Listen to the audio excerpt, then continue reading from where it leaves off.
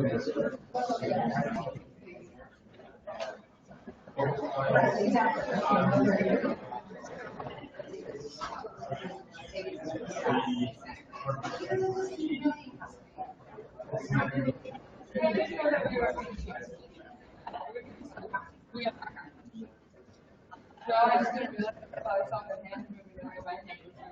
wait a second, I know who that person is. We're people, we're PDX people. That's what's going on in here. Say what? We've started recording? Okay, cool. Awesome. Great. Hello. There's not very many people sign on to the webinar yet. See one. Yeah, me too. Well, it's technically on time. Oh, okay, gotcha. Well, hopefully they will come back. All right, so Doc, should I use this thing? I mean, can you guys hear me? I can also, is it being recorded? Okay, great. Hi, welcome. I am so glad that everyone is here. I see we've got some people coming in and out on the internet, mostly out at this particular moment, but hopefully that will change as time goes on. I have invited all of y'all here tonight because and actually, if I had my way, I would have put all of the chairs into a circle. And actually, since there's not that many people, do y'all want to kind of shimmy into a circle? Is that cool? Okay, cool. We're gonna take a minute and do that. And that way we have some time for people to sign up online too. Thanks. Huh? Yeah, and I'll turn off the music too. All right. Cool, thank you. We got it all set up, and now we're just gonna redo it at the last minute, you know, as it goes. Yeah, just kind of like a U or something, just so that we can see each other. There's not that many of us. Thanks, everybody.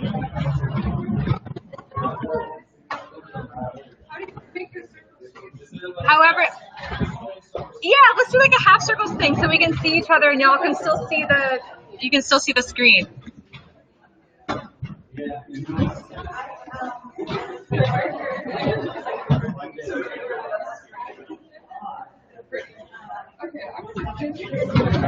Yeah, screw that chair. You don't need that chair.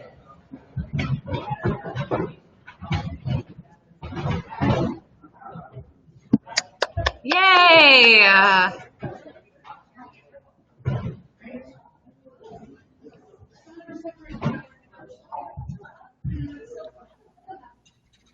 Doc, does this totally kill you? It's fine. You're I literally sat here for an hour and then we fucking changed it. Sorry. Yeah, just going with the vibe. Thank you all so much for coming, and great, some people are starting to sign in online. My name is, and it feels kind of funny to be behind this desk over here while y'all are over there, but we're working with what we've got. First off, many thanks to all of you for coming out on a Tuesday night to talk about ethics. That's about as I think it's slightly sexier than intellectual property, but maybe not by much. And part of the reason why we have come here today. Well, so first, welcome. Hi. Part of the reason why we're here today, though, is because we've recently had, we've all recently experienced some fallout. Some of that fallout has been here in Portland. And so I think that for people who live here in this area, there is definitely some real, there's just some real feelings. And then at the same time, there's also all of these questions about, what is going to happen to Open Cannabis Project. Is that right there? Great, thanks. There's also a lot of questions about what comes next with Open Cannabis Project and all of that kind of stuff. And, there's a lot of ideas that are being floating around. There's also a lot of,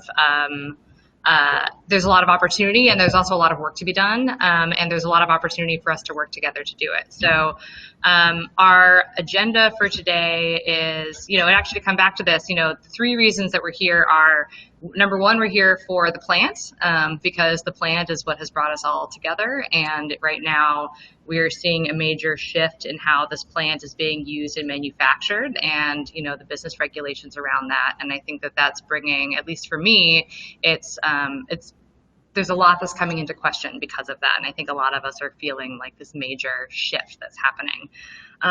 And, you know, the second reason that we're here is actually for the community. And to that end, I have a statement from Jerry Whiting that he's asked me to read. Who here knows Jerry Whiting is? Okay, a few folks are familiar with this. Jerry is lovely, and right now he's working on a hemp breeding. He along with DJ Short were some people who are very much in the very early adopters of like yay open source cannabis.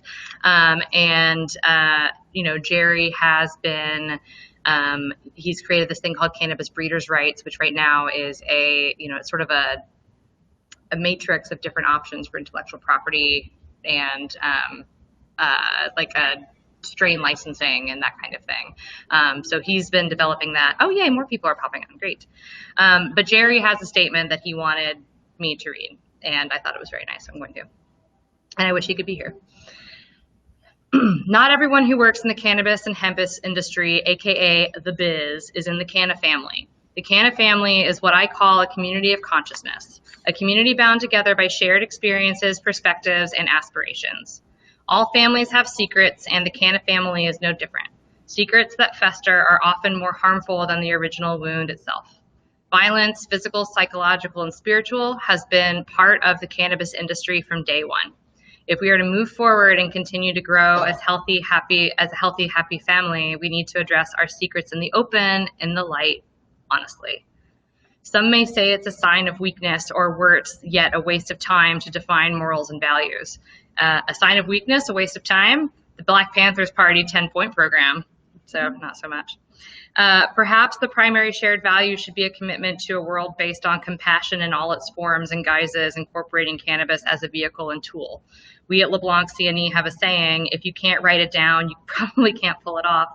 The flip side, something written is visible for all to see and share and to buy into, and I would add to adopt and edit as we need. Agreeing on shared values is the beginning and an end, the alpha and omega. It's the way to start and the path to follow. Shared values define a community, and the Canna family should be no exception. In solidarity, LeBlanc C&E. So thanks, Jerry. So that's reason number 2 is community. And there's a third reason, which has to do with me. This has been, the journey of Open Cannabis Project has been a challenging one. In recent months, I also lost my mother.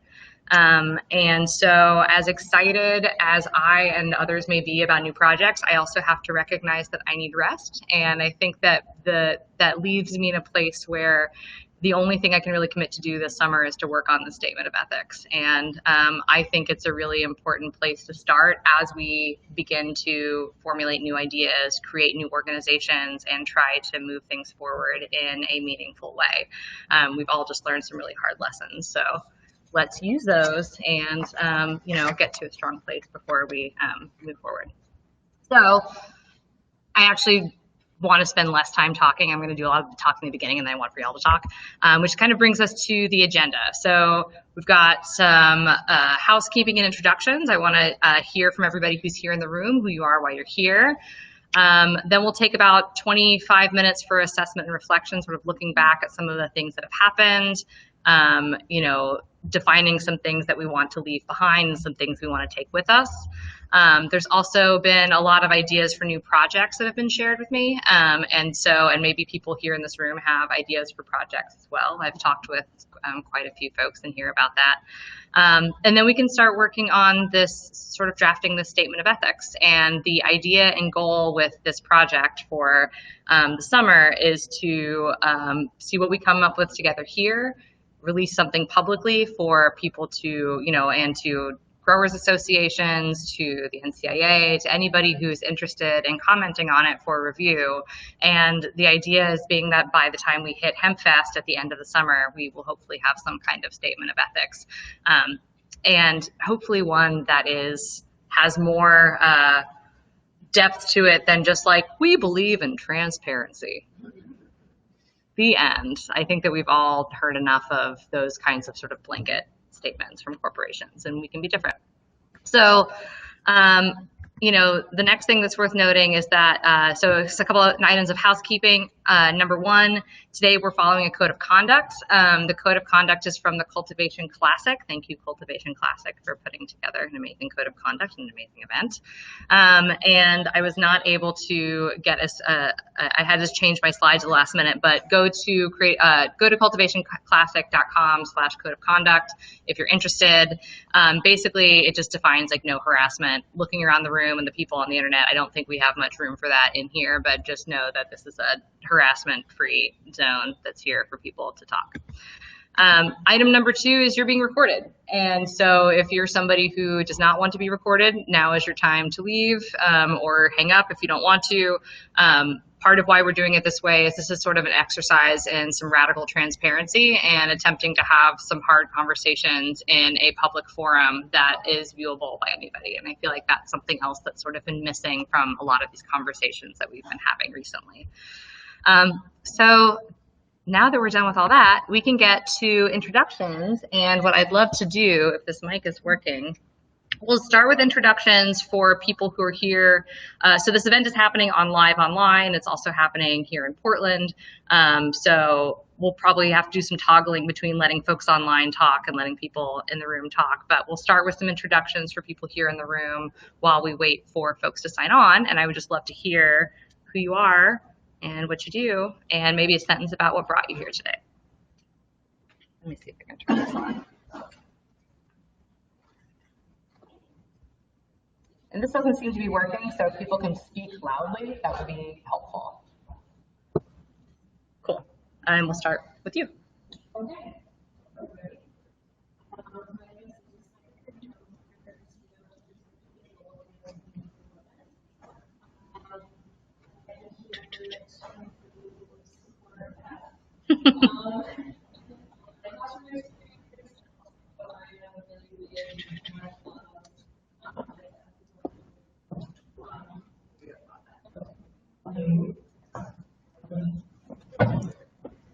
Yeah, you don't really need it, but we have a lot of technology today, so I'm thinking of like setting the right path that makes sense for all people, and I know that I feel like Oregon has a really great opportunity to create ethical efforts that already been started in certain places, and that we're going to continue to kind of get to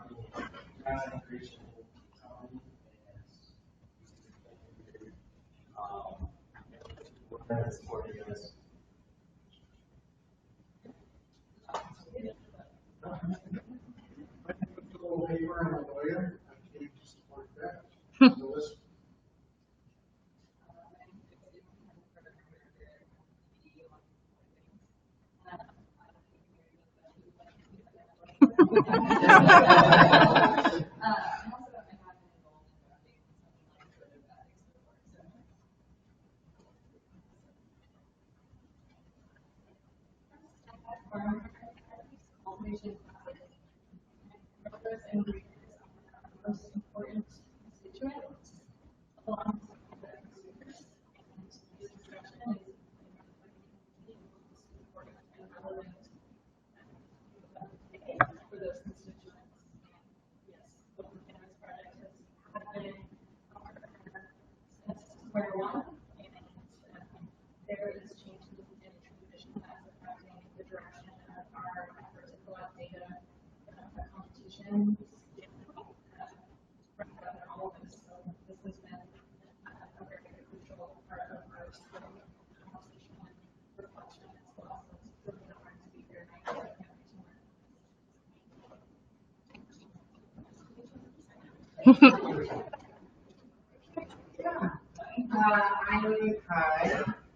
My name is I'm a certified public accountant. I've been working with the cannabis industry since 2012, and I really feel like money is the driver behind a lot of these conversations. And I feel like a lot of cannabis industry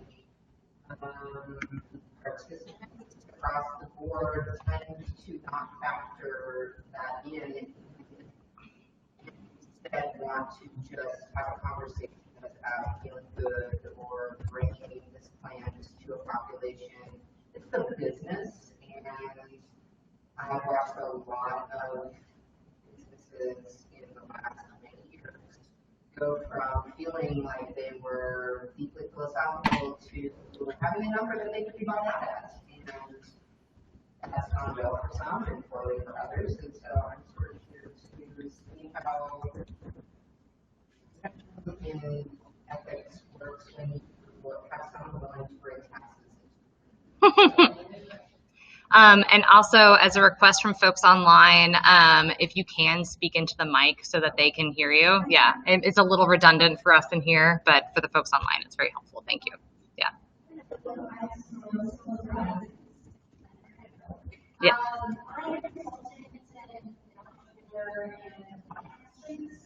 And before getting into cannabis industry, I actually did a lot of work with ethics and compliance and anti-fraud investigations.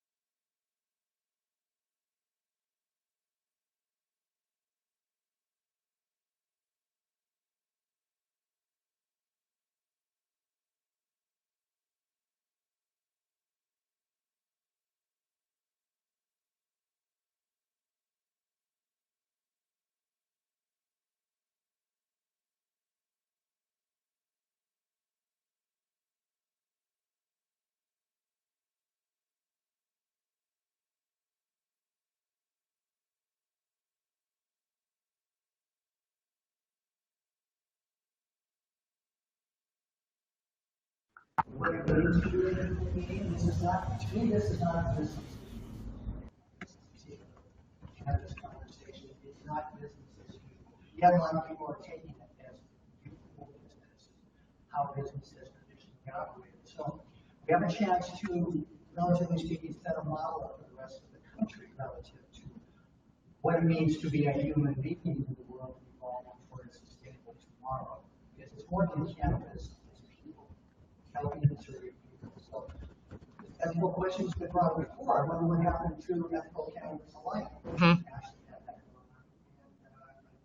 So it's evolving.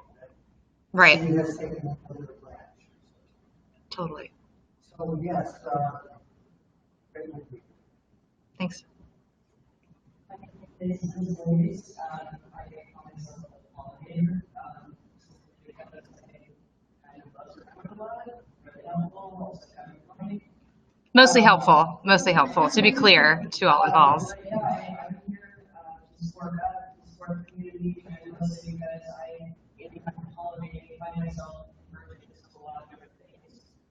So I'm really bringing to this kind of with you, and really, I try to kind of bring those conversations together rather than making them, just in a silo. So, My name is Angela Baca. I'm primarily a book editor, journalist, and political strategist in the industry for the past 7 years. And so I was a board member of the Open Cannabis Project. So I have some pretty strong feelings about how this should look, and I would like to take part in it. Thanks, Angela. I don't know. I don't know.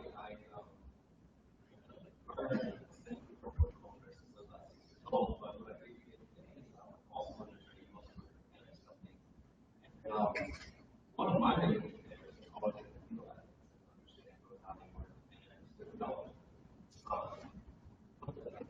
industry is we develop trust layers. And part of the development of professional conduct is to say, how do we make our industry legitimate? How do we regulate ourselves? How do we hold ourselves to standards such that other people can trust us? And at the moment where we're saying, well, how do we create a model for the rest of the country? How do we develop something that makes it larger than people? I was just recently in Louisiana, and when I say that there's colleagues out there, oh yeah, I'm also working with something. You know, it's like, oh, it's just an odd thing, it's just a funny thing, they're not seeing it in that industry. Well, here in Oregon, it's on the other side, I'm starting to work a lot more with agriculture in terms of regulation and market. So I think we're really in a unique position to take what we've learned so far and to develop something that really works best for us, for the industry as a whole. And then hopefully to communicate that message so as the industry continues to progress and as nationalizes, there really are some guidelines in place that both protect producers and the industry as a whole, but also communicate to consumers at large. We're trying to do the right thing this time. Hey everyone, I'm listening to this, my background is more of my youth, and it's supposed to be, I don't know that,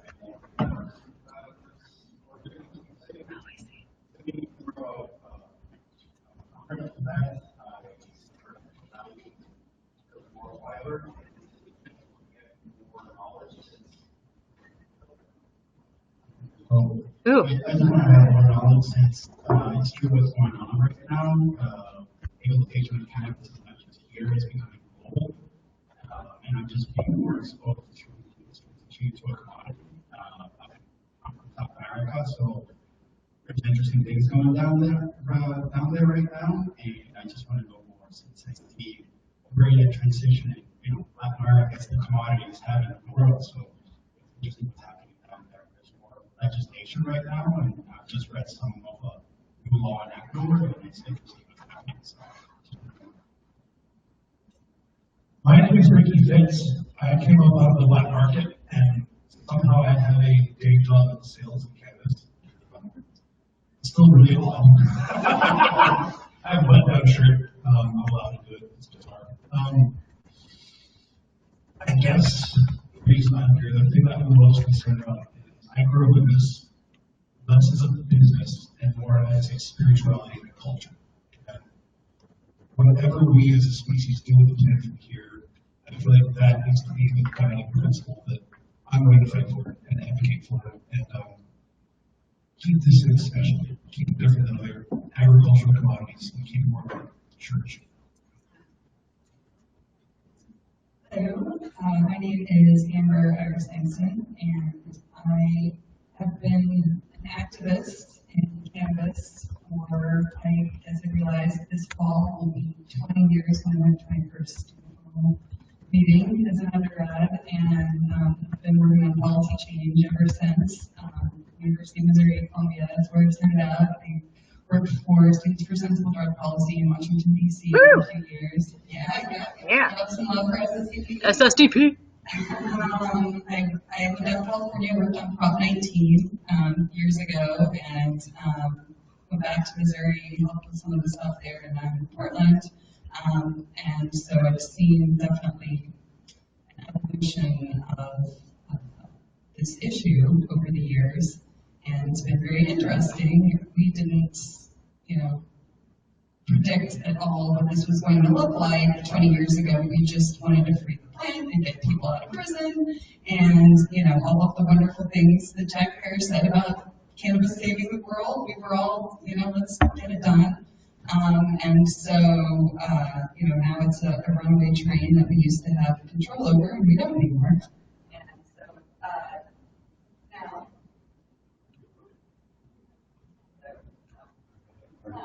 Aww.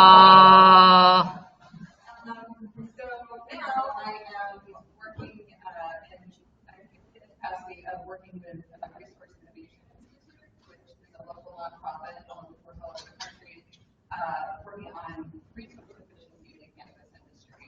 And so we deal with policy and education, data, and that's we have the goal of making sure that we're doing the right things in that data and representing everyone well. Our director could not be here tonight because his son is graduating from Antrim, so I'm here on behalf of RAI and just want to be part of the conversation and make sure that we're doing right. Thank you for showing up.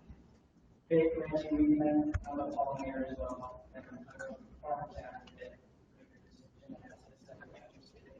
We have to have things like this and business, and so I'm here to just weigh in on this and learn more about the equation and what's going on. I'm like on in Puerto Rico. I have 8 years in the cannabis industry on the West Coast. There. As a grower, as I our systems, and so all of this data you generate and farm operations, so that's the kind of complicated cannabis that go in the metrics to go by. Now the whole idea of the community metrics, because you said in the Virus Affair article, the comment that you made about. Oh God, I don't want to know what I said in that article. No, I'm just kidding. I know. It was just, it's not just about the genomics data, but Yeah. it's data about soil, how it's grown, and all the other tests. So those are issues that are figure around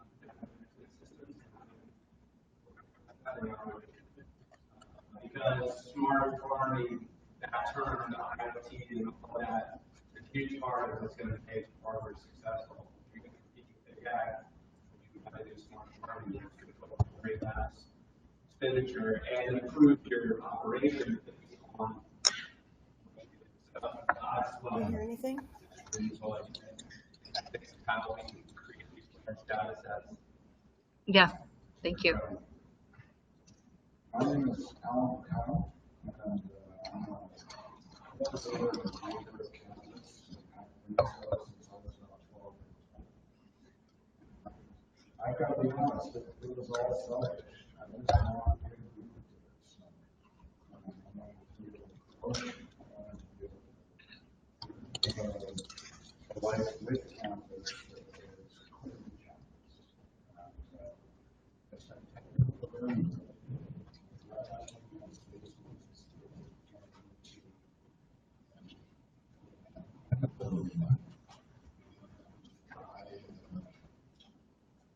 That we were in trouble with this business talent.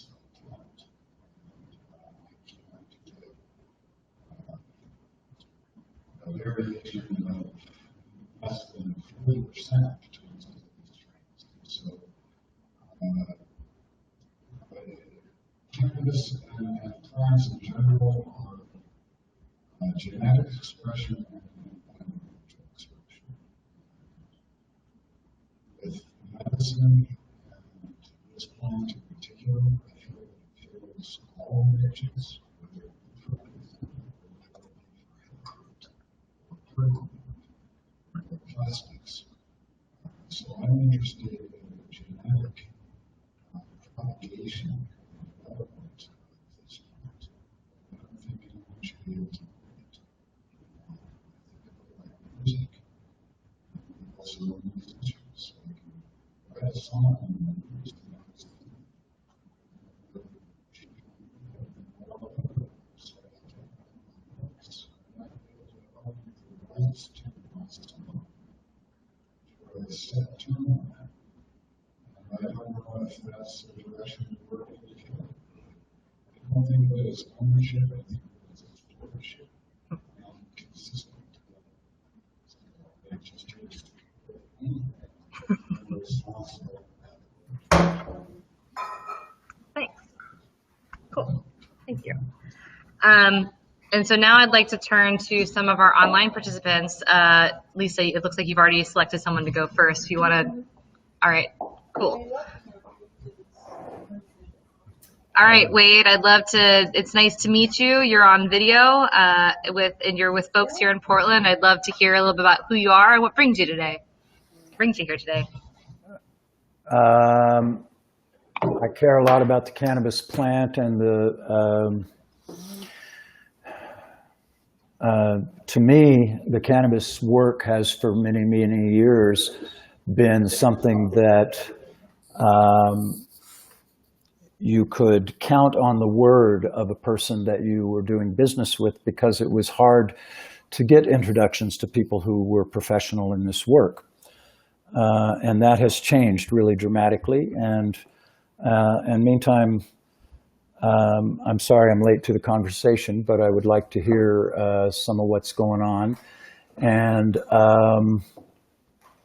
yeah, I'm basically here because I think the Dragonfly Earth Medicine family is a very upstanding organization and a group of people, every one of whom I've met, I like a lot. And I think we're on to something in terms of changing agriculture, helping people who are new to the cannabis work understand some of where we come from, so to speak. And what's really true is we all have to work together. We all have to support each other if we're going to survive in what's happening right now. And so that's why I joined the conversation this evening. And that's kind of all I have, other than much love for most everyone that's out there listening, because if you're involved in this conversation, you care about a lot of the same things that I do. And that's kind of all I have, Beth. So I'll listen now. Thank you. Oh, thanks, Wade. You can also talk more later. There'll be more. I'm looking forward to more thoughts from you. So, but yeah, next up, Josh and Kelly. Hi. Betty, it's so nice to be here this evening, Beth. Thank you so much for taking out the time and energy for us to have this incredibly important conversation. I feel like in moving forward as a community and as a very strong industry, these conversations are, so important. So I really want to thank you from the bottom of my heart for allowing us this space to be able to communicate our heart and how we want to move forward. And everyone there in Port C, it was hard to pick out some things in there. And, we just feel really passionate about people being able to gain a relationship with the plant. And I think that's part of the dismay right now is how do we have a relationship with this plant and move forward in business and legitimate business. And it's brought up a lot of ethical terms on, when you say it's open and open, what is open, and open means it's open to everyone. So what we've really realized is joining together with the right people is what really, really makes the most sense. And to try and create strength through all these intentional farms working together rather than feeling like we need to sort of sell ourselves to, the highest bidder or a really large corporation. So it's really our goal to work together and to try and figure out ways we can accumulate knowledge that we're learning on our farm each year through our data and through our practices. We want to be able to share that with each other so we can all benefit. And we think that's the way we can stay in the industry. And important to just state that we are not in competition with corporate cannabis. We are not in competition with big ag. Those are not our practices and how we want to move forward. What we are is an alternative, and we need to be a strong, powerful, together alternative so that we can make changes within our own alternative groups. We could go on, but we should let the conversation develop, and then we would like to get, to how we feel about, I'm looking very forward to that part of the conversation. Okay, cool. Awesome. Thank you so much for being here, Josh and Kelly. All right, who's next? Kyle. Hey, That's okay. Hey, Kyle. Hey there. Thanks for hosting this. My name is Kyle. I'm out in Chicago. My background is actually in community arts organization and development. I've worked with groups putting together interactive technology programs for communities, dispersing local narratives. I got into cannabis when I realized that local arts communities don't have funding, and how do you get money? You learn about how money works, and I ended up at a private equity group at the Chicago Board of Trade was more interested in the community around the assets that they were managing and less interested in the money, but still learned as much about how they managed capital and acquired it and justified how it was applied. That led to me getting into creative financing and debt solutions, mostly so I could help people who didn't regularly have access in these high risk areas get the resources that they need to deploy. And that really turned into the fight to get money to the groups that need it, that wouldn't have access to it, whether it's a small community in a disenfranchised area of the city or if it's a small farm co-op out in Wisconsin. This is important to me because a lot of the groups that I'm working with are Native Indigenous groups in various countries, and they have experienced people coming in, co-oping a lot of the material that they've produced and not compensating them appropriately for it. So providing those groups with resources to protect themselves and put our role as more of a steward for those communities as opposed to an IP consolidator, like so many groups enjoy handling it, is why this is so important to me, because this is how plants should be talked about. This is how art should be talked about. This is how music should be talked about. And this is the coolest group of people who could possibly talking about it, because you guys all care. And I'm blessed to be here. And I get goosebumps in this conversation. But yeah, thanks for having me. Thanks for being here. Next. Bill, okay. Hello, Bill. Oh. Bill. Hey, Bill, hey. That's cool. Maybe we can come back to Bill. Okay. You want to read it?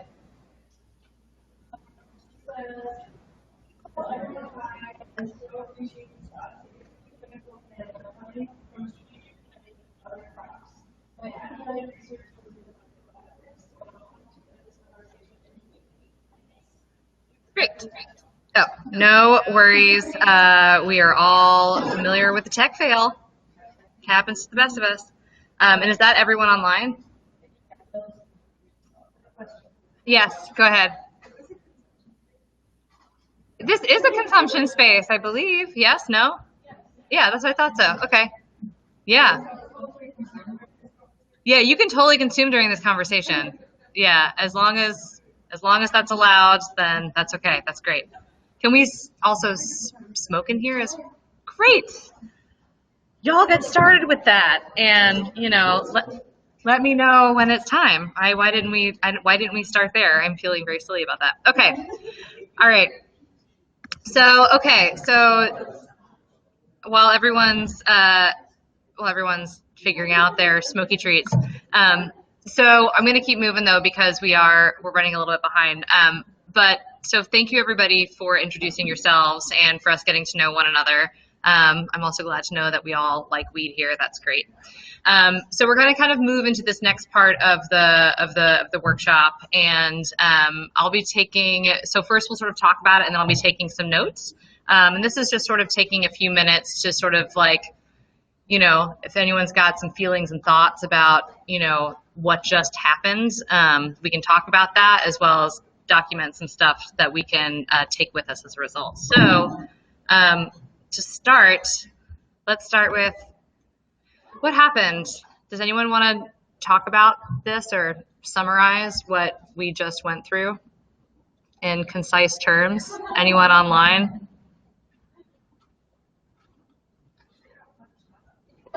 Shit got fucked up. Okay, yep. Does someone want to?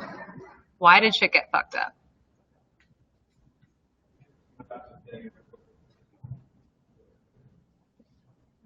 Honestly, part of the crux of this is I'm interested in this is challenges other than for-profit models and not-for-profit models and these issues. And the for-profit model, there's just all these challenges with that. That is power solutions are, but when I think about the providers and so we are to develop those in nonprofit structures, things like the industry is moving so fast and so capitalized. It always seems like the data yeah, so that's the challenge that I see. It's just sometimes when the capitalistic model runs up against Yeah. Yeah, I mean, like, and it makes me wonder, like, is there room for ethics in capitalism? Is this okay? Well, wait, but like, okay, well, I mean, we're kind of moving past what happened.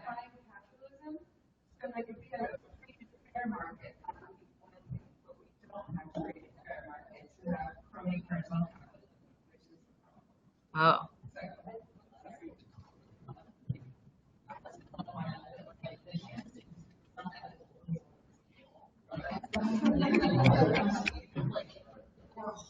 Horrible practices happening, and I'm totally sanctioned by the community. And so it's like, I think a lot of people are like, oh my God, people have something from being like really good to really bad. And it's like, no, people are people. And like now we're here to try and decide like, okay, there were parts of the legacy market that are worthwhile. The relationships that we built, the trust that we built, like growers and other people in the community, like those are good things, and those are things that we want to carry forward. They were also untrustworthy people, and people who were growing really shitty weed and selling it and like forcing people into prisons and like so if those are the issues that we were looking at, we're like, those are problems, that's one reason to have a legal market. Like, what does it mean to move forward and try and address those problems as a community while simultaneously like not losing the trust between us? So like, you can't, it's a balancing act, but you have to move the whole conversation forward. And as the attorney whose name I can't remember, was bringing up about how, professions with a capital P have ethical obligations. One of the things about CPAs is that we have a huge regulatory body that keeps us in some ways ethical. Mm-hmm. That we have obligations because we're supposed to be protecting the public's trust in money. We have to be independent in thought and action. There are huge ethical obligations that drive the industry that I work in on the one side, and yet we see corporate governance models where when you bring ethics into capitalistic markets and you incentivize those businesses to behave and market in a certain way and be proud of the fact that they're not doing that's happening and humble, setting themselves apart from those people, they make money. Profit follows because inherently people are looking for putting their money where their mouth is. They're looking for those growers or those businesses that want to not only behave that way, but prove that they're behaving that way. And so a code of ethics really gives them a guideline, it gives them a platform to be able to say, hey, just like with Clean Green Certified or with other areas that this industry has gone towards to try to create a regulatory sense of regulatory bodies. If you bring ethics in and get a bunch of people to sign on to that, it sort of forces the Monsantos and the big farmers of the world to take notice in some ways. Or we hope. Right. Or we hope, yeah. If it makes money, yeah, it's true. What is that I happening? think, just from my perspective, what happened is It's the women. there were some questionable choices made by some large companies and a lack of accountability afterwards. And there's a lot of fallout, and I think there's people in this room that were, affected by the fallout. They were accountable, but the bad actors in general still have not talked about what happened or admitted what happened. And that's, I think, what happened is everybody is feeling a little bit like they were talked down to, like they were misled, and instead of confronting that, there's just more placating. And so what happened is there was a lack of accountability, and I think taking those old ethics from the legacy market, a lot of people expected, like what happened would happen. If you screw somebody over, you don't get worked with anymore. And that's not what's looking like it's going to happen in this particular scenario, and that's really frustrating. Because there should be some accountability. Maybe not company policies, but maybe you actually take an interview. Maybe you have somebody from inside your company. And I'm not just talking about one company, and obviously there's an elephant in the room. I used to work for them also. But yeah, it's really frustrating to, and I'm personally in this like existential crisis right now of this dilemma. And it's like, hey, I just went on a big platform and put myself out there to do my connecting under this guise, it feels like now. And I don't know where to land after that. That's what happened to me, at least. Maybe I should say this. I never really said the introduction. I used to work for Father's Bioscience. I was one of the salespeople. Essentially, I was one of the people that convinced people in the cannabis community that since I was decent, maybe this company was decent, that we weren't going to have much to do with the big ag model. I think we're all aware there's a very small conglomerate of about 4 companies that own practically everything that we eat and grow and how we do it. The real moving forward positive chance that we have with cannabis is we can usurp that.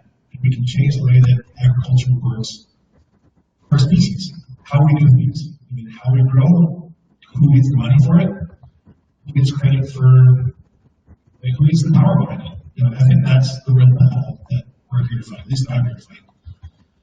And yeah, fuck big ag. I think we gotta move away from those people. That's about it.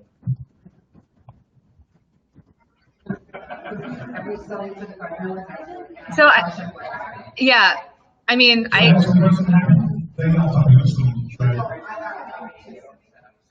Okay, so essentially. And remember, this is a non-hostile space, which I know I don't have to remind people of, but yeah, totally, yes. So, finalists essentially build their business on the trust of a community of growers and breeders. People who spent their whole life as people that have been underground, people that have built helicopters and guns and horrible, awful things. And the way they rolled out a breeding program, the way that they did it essentially was to take a lot of the strategies that they developed from that community and privatize it for their own gain. If somebody in the future was going to do a better job, simply put, I'd like to see a decentralization rather than just kind of a conglomeration of power. You know, I mean, there's no reason to involve large companies that haven't helped our community in this. There's people that have been in this community that are perfectly capable, perfectly intelligent, know how to grow, understand breeding, understand the science behind it. And I think we need to empower that sector of the community rather than selling it out to a huge corporate conglomerate.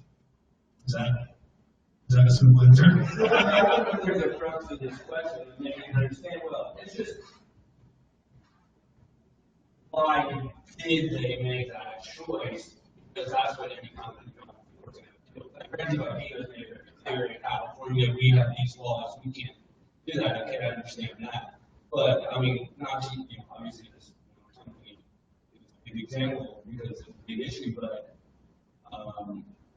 they obviously reached a point where they had to make that choice to switch directions. And so I think that's like what happened there. Mm-hmm. Because that's where it went wrong. Right. Yeah, I don't know. How was it just? I think part of what happened all those things happened, but also violence didn't communicate with all the words that was the choice they were making, and they made this announcement, and then it's really slow, they were and like they it's like people as to like what they were intending to do. And I think like maybe that is where the ethical side comes in, because people are going to collect data to breed. Mm-hmm. Like what do we do in the face of that? How do we make sure that it benefits the community? And that's a really question to grapple with, which is like, okay, hey, like violence should be communicated. Like I think like enjoy the background of transparency over here, that's actually No, I mean, it's really important. The word ethics statements don't mean jack. If someone's like, we're going to be totally transparent, but not share any information with you. You know what I mean? That's, I think, the point is that like ethics, not like it begins with a statement, but like part of it is that like this is the guidepost with which organizations can steer themselves back on track, right? And you have to actually follow through on your actions and the things you say you're going to do, right? Not everyone's going to want to announce to the world that they have intention to do whatever X, Y, and Z business line. That's sort of not how business works, especially if you're in a competitive market. But I think like what could be useful is if you're in data, if you're in data collection, being very clear about like the terms of that data, like collected. And you know, there's a little bit of that. I live with that tools. Know way more about patents and cannabis and data collection than I really ought to. But it's like, I think one of the big issues in this community of HCP was like people didn't actually know what it meant to give someone their data. They didn't know what open data meant. They didn't know what to ask for. And so like when you're in a position where you don't know what to ask for, and you're relying on the company who's going to profit from your data to educate you on that. And so it's like, okay, well if that's the case, like maybe that's in the statement. If you're collecting data from people, like make sure they understand what they're giving you. And that's not necessarily how business is, but like I have a question more. I just think about like from a legal aspect and as a seller, like when you're selling and you're kind of conveying the value of what was thought to be kind of IP protection. And it seems like it's not. Like, why aren't there lawsuits? Like, what was it that people weren't reading terms and conditions? Like, that's the one thing that I'm just a little bit. I always follow the audit trail, follow the paperwork. Like, what happened there?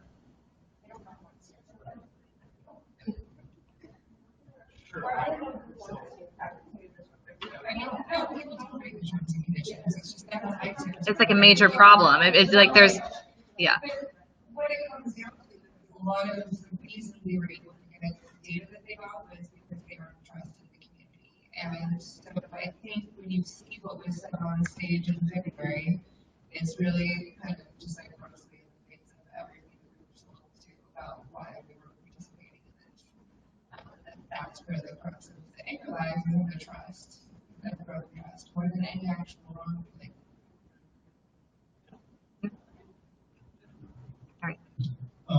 To me, or I think where I'm going at with the question of ethics and data and all these pieces, the example I'm going with is bananas.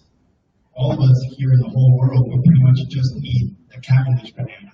There's so many different types of banana that we don't eat. And that's where I'm at, or that I've been talking to other people, is like, is that going to happen to cannabis? I mean, we're just going to have one type. I mean, that's where I'm at monopolizing. I grew up with friends. I have friends in that world that work in banana. And I've learned so much about the banana industry and all these other industries, and that's where I'm like, it's kind of worrisome if all of a sudden we're going to move to that direction. I mean, there's thousands of bananas that most people don't even know they're eating, and that's where I'm at. Are we going to just have one strain that could be consumed? And that's my question of ethics. Where are we heading, and what do we want to get out of it? Yeah, I agree.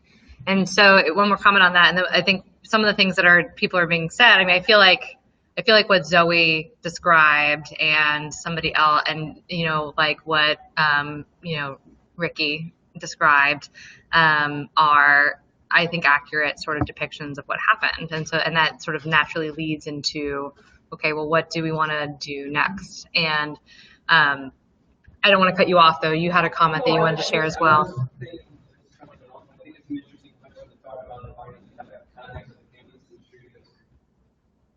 My understanding is people would be by essentially licensed professions and not a lawyer or an accountant. So to violate the laws of the education agency, which are licensed practice or things you are, well, licensed yeah. So, I mean, the world is just kind of how you move the world, and that is a combined.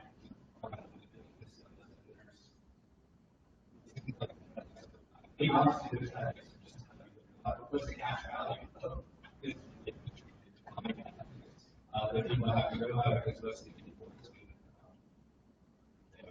Well, and I think to answer that question, one is, I think for me and for any sort of public facing community led anything that I do going forward, I want ethics.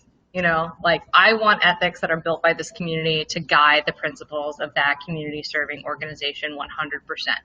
It would be amazing if other organizations were to sign on to that and to hold themselves accountable to it. Do I have an idea that I'm going to write a statement of ethics that's going to hold the entire cannabis community and all the big conglomerates in it accountable? No. That involves some policy shifts and, taking down capitalism and that kind of thing. And those are sorts of, those are side projects, those are like side projects. But for now, I think that what's important is, one of the things that I learned in running Open Cannabis Project is, I was not prepared for, I'm not going to use some of the gross analogies I'm thinking of, but I was just not prepared for how difficult it was going to be to come from a traditional business world where it's like, oh, of course, I'm going to start a nonprofit. I'm going to go get a bank account. I'm going to apply for grants to foundations. I'm going to go to my constituents and ask for them for tax deductible donations. Well, guess what? I can't get a bank account without bending over backwards. I can't get a grant from foundations because they're like, oh, you're cannabis. My constituents have just gotten their asses kicked in 2017 through 2018 with the legal market. How on earth is a community anything supposed to survive in the cannabis industry? And, to some degree, and I totally hear you, because I think that yes, there can be ethics in business, and yes, we hear about ethics with regards to professions like lawyers and doctors and CPAs, and we don't hear about it here, in part because part of it's lawless, and the other one is bound by the lawlessness of business, and so it's a very difficult space to be in and have any kind of moral compass. And part of what I think is important going forward is, I would like to push to make space for things like research for cannabis that is in the public interest first and foremost, and not just for profit. And right now, we don't have that.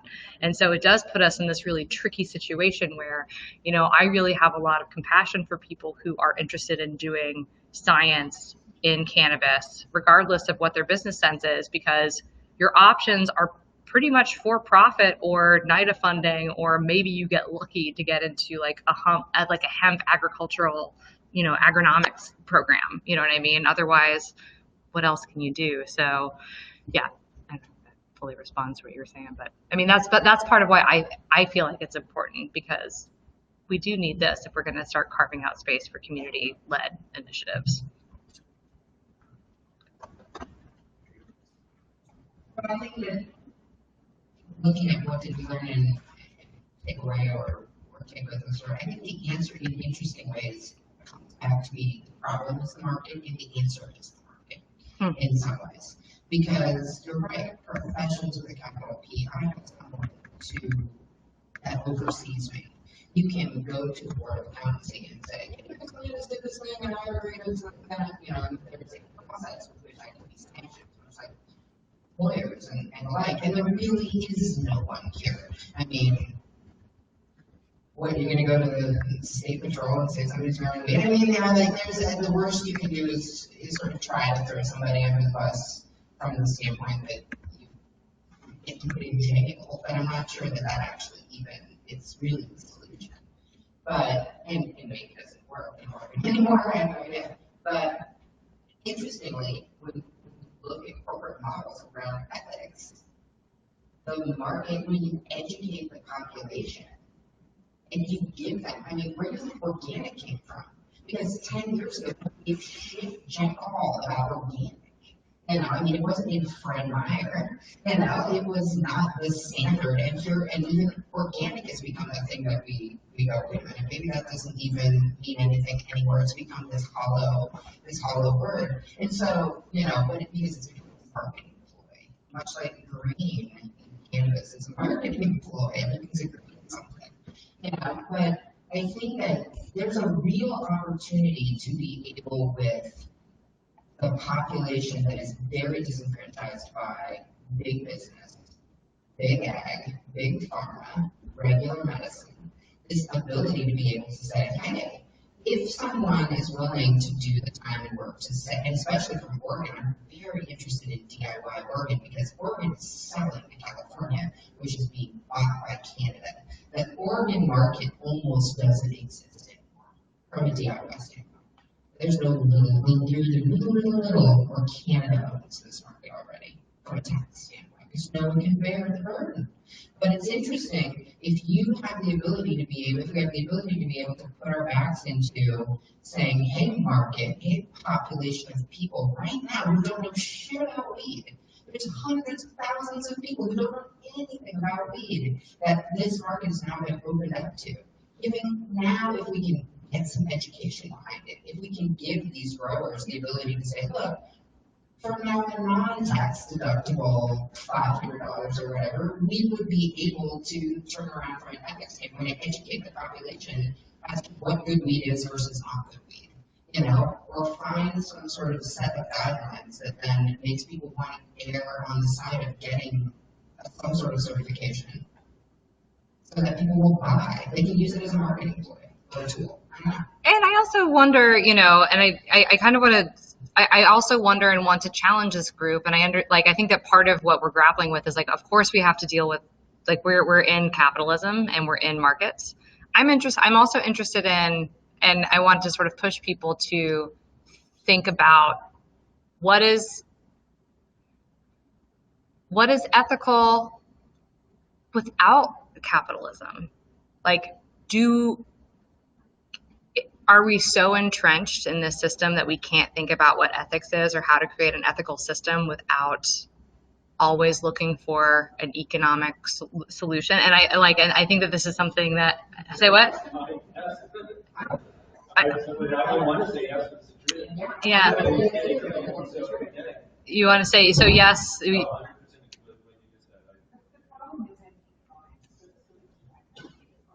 Yeah.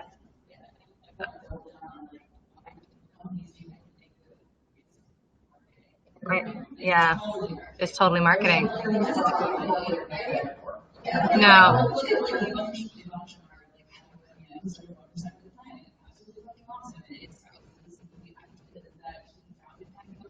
Right.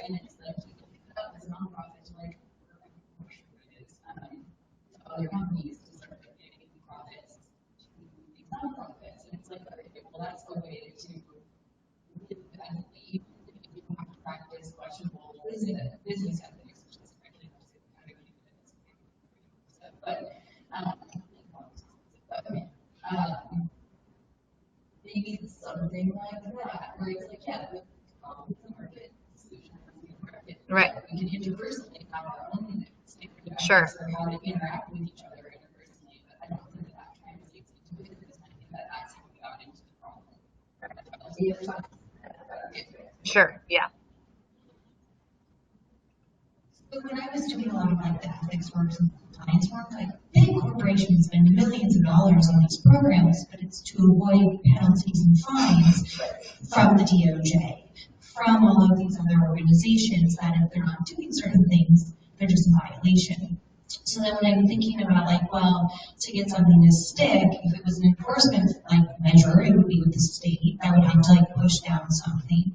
And then to Katie's point, I think it's really interesting because if consumers can push what we want, ethical standards, that's great. We're talking about a company that had nothing to do with the supply chain, right? So then they're not regulated by anybody. So I think that it leads to even more questions on who needs to be what are our goals with ethics? Right. Yeah, that's a great question. A great question. Yeah. This question can go around and around and around. Yes. The bottom line is the plant. Bottom line is the medicine for the people. Right? That's the bottom line. Medicine for the people. And the scale of the conversation can be as large as you want it to go. But it's bouquets or boutiques or small little farms that step out from the rest, like organic valley.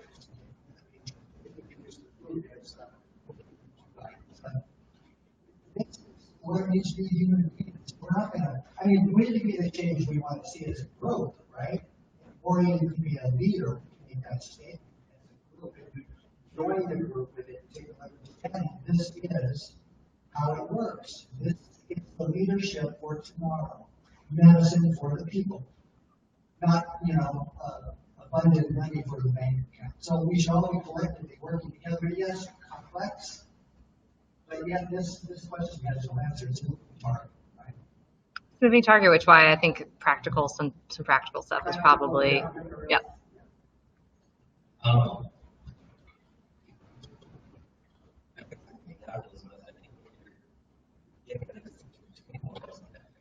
I'm growing a baby in my backyard, but I've got more than I share with the neighbor.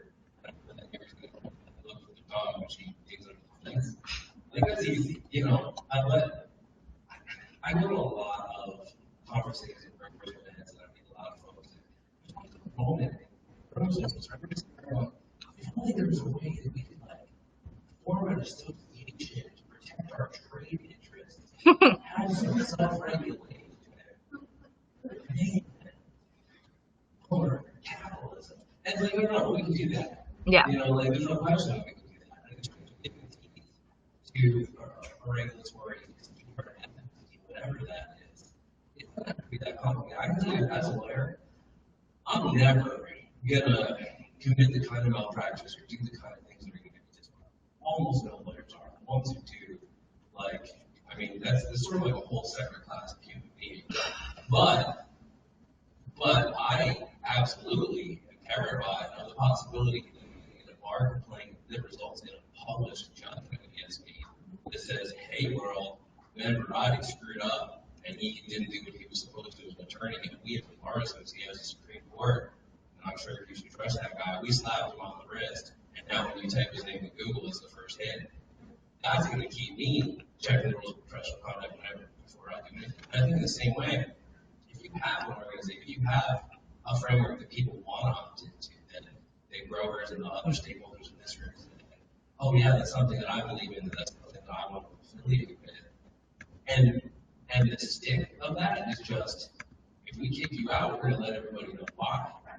That by itself can be really powerful these days. As long as you're at a point where whatever those values are that are being reflected are something that those people do aspire to, and also that consumers value.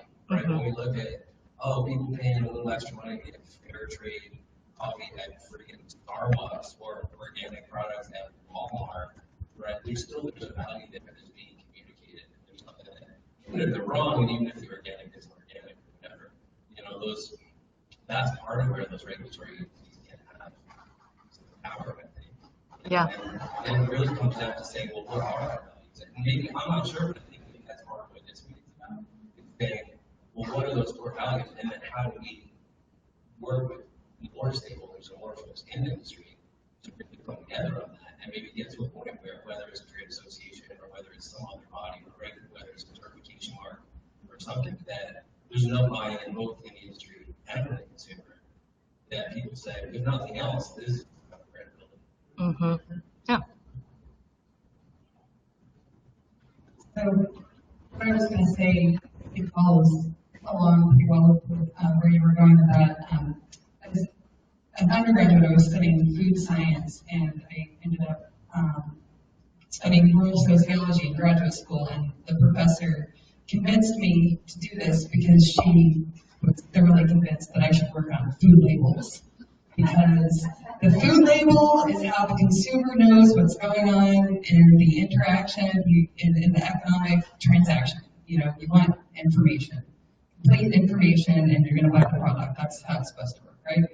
And we have a very little tiny bit of space where we get some information, and we have to fight to be able to get what we want on that space. So coming up with the definition of organic, it ended up being kind of a compromise and not being what organic was before. And then a lot of farmers couldn't pay for the certification, and there were issues around that.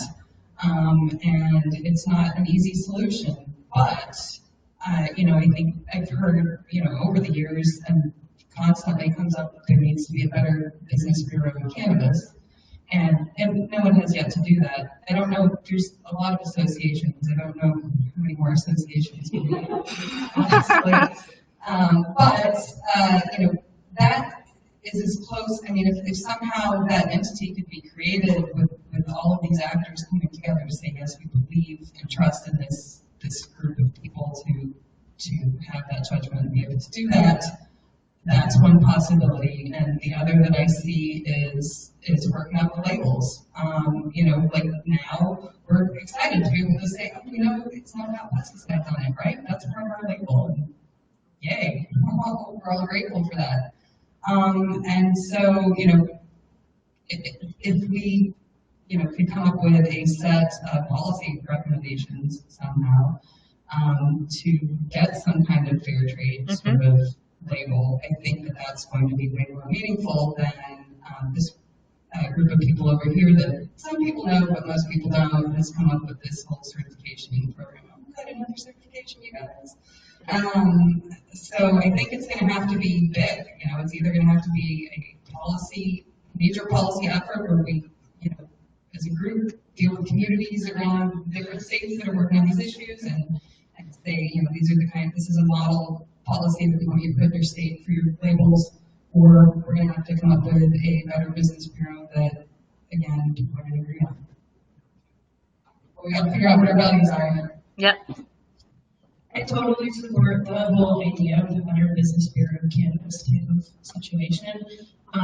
Ashley Priest had started the Ethical Cannabis Alliance like 2 years ago, and then she ended up merging it with some company out of Colorado, and she lost her place in that and her voice in that. And I don't understand all the ins and outs of how that happened, but it was really sad to see that there was this rise of an attempt and then somebody shutting it down. I don't know all the ins and outs of it, but additionally, I think it's really important to connect not just business practices, but also the way that people in the cannabis industry are treated.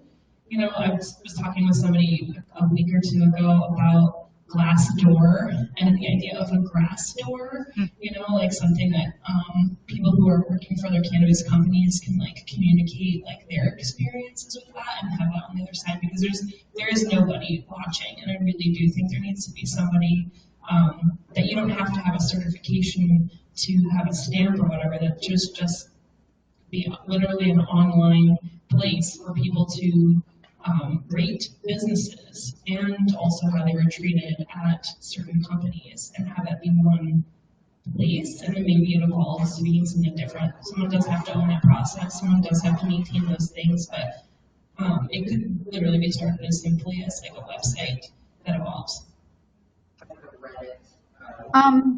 Beth? Yeah. Hey, it's Kelly. Yay! I'm so glad. Hi. I was gonna. Hi. Great. Did you? Hi. Okay. Hi. Yeah, we've been listening in, and some of we are hearing sort of the gist of the conversation. And what I wanted to say is, I really believe that, and I think I heard somebody in the room say that you have to really define what the word ethics even is. And with what we have done, we've put a lot of defining qualities and a lot of language into the word regenerative, because regenerative is something that recreates life. It gives life. You can have regenerative business, you can have regenerative cultivation, regenerative groups, practices and standards, and intentions that are creating life, more happiness, they're thriving into the future. Many corporations have an end goal. What if the goal is that there is no end? What if it's our job to continue regenerating life through businesses, that there's more small farms, there's more businesses, and that written into our ethical standards is something that's going to include more ethics and more regenerative ideologies? And that's part of what the peer certification is, and maybe not everyone in the room knows what the peer certification is, but what it is it's not just for farms, but it is primarily for farms, and it's for farms to go the extra mile, not to just use organic products, but to do good for the earth, to have pollinator gardens, to have food gardens. And it's also what you do with your end product. And so a part of the ethics of being a good farmer is that you wouldn't want your good products to go into something that was toxic or something that was not good for the earth. So, using conscious extracts and conscious things going towards, conscious companies. So I think that you can have good business, and I think you can have corporations if people have the right stream of consciousness going. And I think that we, as a culture, have embodied that in our lifestyle inside and outside of the cannabis industry. We try to maintain a level of consciousness with everything we do. And I think that that's one thing that we've done with our company is that, with our certification is free. It's more like a non-profit. It's more like an activist movement. It's like a seal that says you can't buy into this. Your actions have to show that you're a part of this. And so in that, other businesses with that like mind are attracted to the farms that we work with and to the farms that we represent. So we have made really strong stances in the past with this certification, and it has kept us with working with larger corporations because their ethics don't mix with ours. And because some of the corporations that they work with are supporting systems that are degenerating the earth. And so that's what our goal is, and that's what our takeaway is from this, is that the whole thing is that large scale entities really don't have anything without us as the small farmer or as the creators. So we have to continue to create and work together. And so that's and see our community as an incredible commodity. We are such an incredible commodity, and what's happening up here in Canada is there's massive takeover with large corporations. To get a license to be a small farmer is totally impossible. They've taken the ball and they've run with it, but they can't really, they're not creating a good industry underneath that. And I think that, getting back to what I was saying before, I really believe that finding a definition to ethics is just incredibly important. And I do think that we can look towards the plant. She's an adaptogen. And I think that rather being called a victim in all of this whole phylos thing, I would rather be called an adaptogen. So I'll leave it at that. Sparkle fingers to that. Yeah. I just kind of play devil's advocate. I came up here for the very reason that you asked. I've literally drove up from Southern Humboldt today, turned around and go back tomorrow. Wait, no way. Yes. There's a lot of talk about like ethics and creating all these things, but to me the whole crux of what happened here was I think Cannabis Project was about that. Violence was about that. It's a lot about how we build the tools to be better farmers so that we can compete. Like part of my devil's advocate side is like I made this whole thing about solving big capitalism, but it's happening. It's not you just have to put your head out and be aware. If you want to see capitalism, you have to produce a good product. And I think you're part about education. Part, but I don't know if she's talking about educating the public because the space of those crappy oil with watermelon flavor. When I think about education, I think about the Future Cannabis Project website has become free all the time because after this, I want to know how do we move forward? What's next? What's going on with patents? What is the idea with all of this data? Because to me, that's what this conversation is about. Those are the tools that we need to succeed. Certifications and happy seals and all kinds of stuff, but packaging is all that over. It's just how they operate. Right. And it's kind of cannabis. Plant is just as vulnerable, if not more than all of them, because it's the most valuable product in the world. So to think that this isn't happening is coming so strong. So I think the data protecting. So that's why I'm here. What do we finding? Yeah. Yeah. And so that's a great question. And actually, and Zoe, we'll let you answer. And I think I want to transition because, I mean, this is amazing. I just want to point out, like, we've been here for an hour and 20 minutes talking about ethics, and like haven't even really gotten to like the workshop part, which is amazing because that tells me that this is an issue that's hot on everybody's mind. It might be a little bit amorphous. We don't know exactly what to do with it. But I totally agree with what you're saying, that we need to be able to define this around them some specific things. And so after Zoe's comment, I'm going to move into sort of the next couple parts of the conversation, because, you know, I did leave some space for processing our feelings. I feel like we're past processing our feelings and are ready to work on some of these practical next steps, which is great. And so we'll talk about some ideas, and then we'll actually look at some of the ideas people have. And I've heard some ideas. We can note those down to make sure that we get them. And then I want to talk about specific ideas around the cannabis industry in general, and data, and breeding, which should be left to the breeders as a whole other thing. Go ahead, Zoe.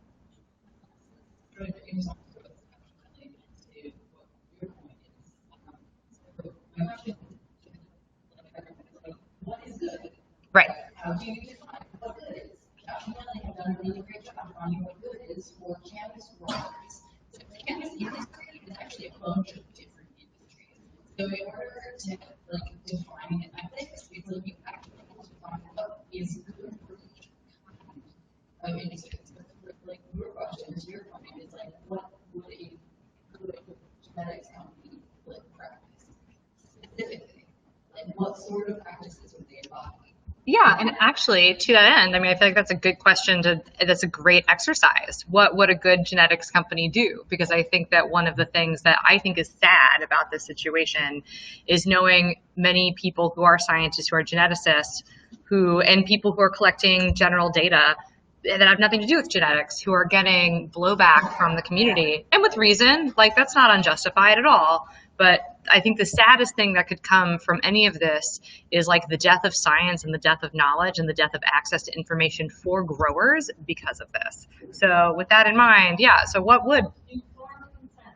Informed consent. Okay. Okay, cool.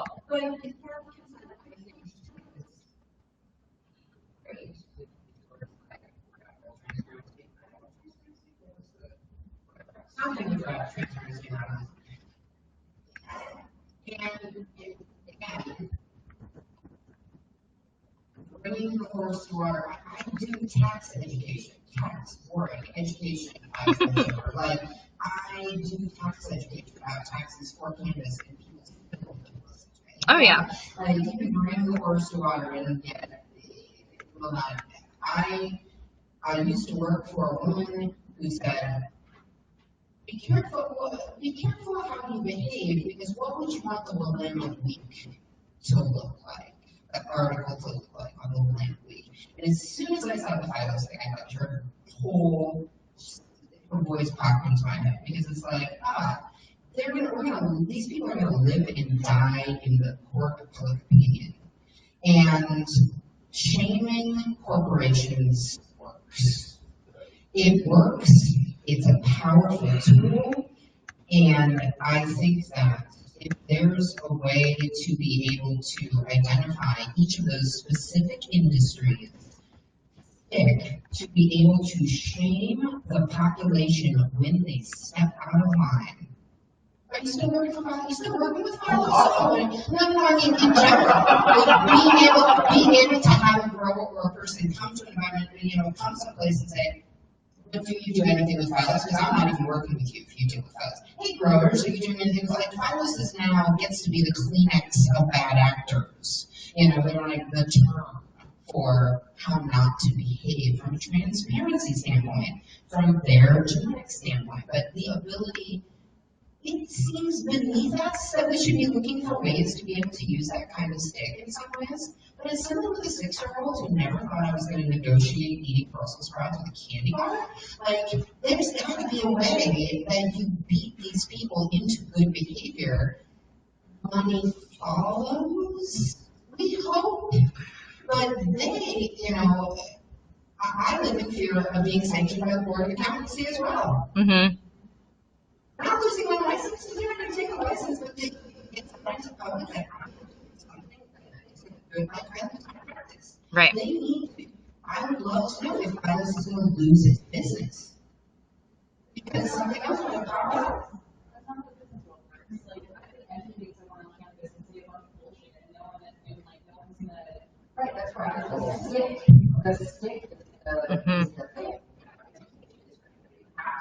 Put them on the cover of the lamp. Oh. So it's Colonel Steiner had his threefold model about society. The governmental sphere, the cultural sphere. And there's one dominance, the other two is subservient, and Yeah. Then you can go out and protest it. Yep. That's how people get off Fox News, because people boycott the They're successful in doing the malls we're talking about doing. Yeah. Right.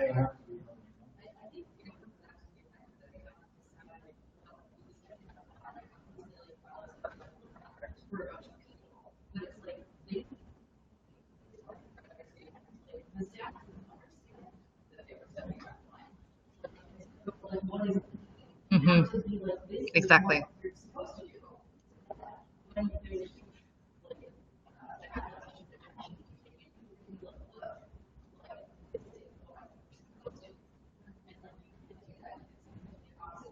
Right. Which I think you're kind of tracking the industry, recognizing that it's an industry. It is a bunch of different environmental groups that come together that have very different objectives. How they want, what they want to see from business. Because I heard the number of people since when I was in still more, I don't know, I say, my 5-year plan is your business to sell it. But filling the market so you have more business. Why would you not develop those then? Like, what are you doing that makes you any different than this? Rail against the fact that they so defining that different industries.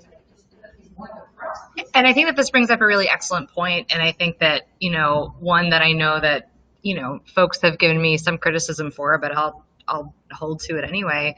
You know, when people say things like, I don't want to define ethics, but they're wrong, what you've just told me is that you just want to get your way. You actually are not operating on principles, you're operating on self-interest. And if you're operating on self-interest, then how much better than a corporation are you? Tell me.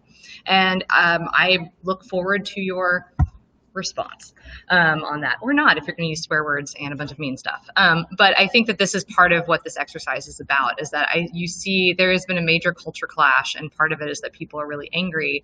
And while I don't want to, I mean, people are obviously hurting, and there's a lot of very real emotions and very real fears, but I also think that it's like, hey, people are like, one of the things that I've experienced and I've witnessed is a group of people being angry about things that are either not based in reality, or you know, or they can't quite put their finger on it, but they're mad, you know. And it's not to say that you can't be mad and not put your finger on it, you know, but like, we have to be able to figure this stuff out so we can bring ourselves back to this guidepost.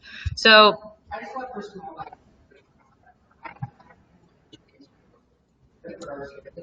yeah. Yes. The project is too. Yes. Yes, I agree.